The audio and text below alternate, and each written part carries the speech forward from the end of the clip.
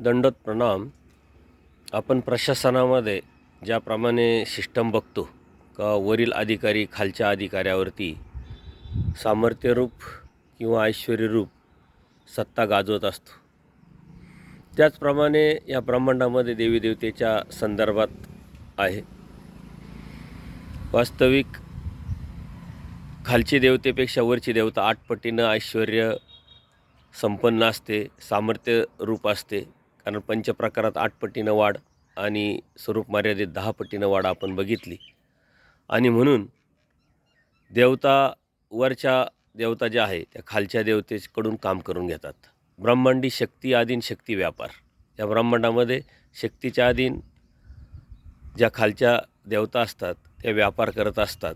आणि या साऱ्या देवतेच्या पलीकडं माया देवता असते आणि मायेच्या पलीकडं परमेश्वर असतो. आणि म्हणून त्या देवता ऐश्वर्य सामर्थ्य रूप म्हटलं जातं. वास्तविक त्या फक्त आणि फक्त खालच्या देवतेच्या अनुषंगाने सामर्थ्य रूपानं ऐश्वर्य गाजवणाऱ्या असतात.